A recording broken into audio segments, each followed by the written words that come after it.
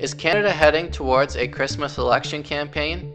That's a possibility, and that's because the Liberal Party seems to want to go to the polls. Now, why would the Liberals want to trigger an election? Of course, they're in search of that elusive majority government that they came oh so close to getting in April's federal election campaign. And why do I say that there could be a federal election in the offing? Well, there's at least two hints that we can look at. Number one, the federal Liberals are refusing to negotiate with opposition parties when it comes to the contents of their budget. And number two, Prime Minister Mark Carney seemed to allow trade negotiations with the United States to blow up in the last few weeks by refusing to stop Ontario Premier Doug Ford from airing the Ronald Reagan ad, the infamous Ronald Reagan ad, on U.S. airwaves during the World Series. So let's look at both of those issues in turn. First is the budget. In a minority parliament, it is quite frequent and quite usual for the government to negotiate with at least one opposition party ahead of the budget to try to ensure that their priorities are included in the budget to make sure that the budget passes. Now, Mark Carney is about to present his very first budget, but he hasn't negotiated with the opposition parties. In fact, Government House Leader Stephen McKinnon has basically dared the opposition parties to vote the budget down, saying that the government will not negotiate, and if there's going to be an election, that it's the fault of the opposition parties. If the government really wanted to avoid a Christmas election campaign, they would be negotiating ahead of time and trying to coordinate priorities with one of the opposition parties, which is something that has not happened.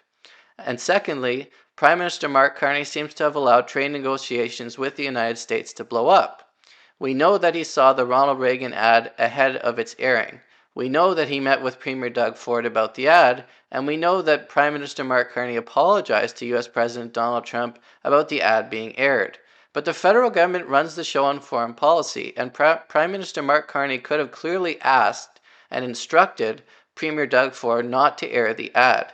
He has political capital with the Ontario Premier, and he could have used it to insist that that ad not air, knowing that it was something that would anger US President Donald Trump. Of course it has, and it has led to the end of negotiations on a new trade deal with the United States and the possible increasing of the tariff rate that the United States imposes on non-Canada, United States, Mexico free trade agreement goods entering the United States. So it certainly looks as though we're in a situation where Mark Carney allowed trade negotiations with the United States to blow up, and he's also not negotiating with the opposition parties to try to make sure his budget.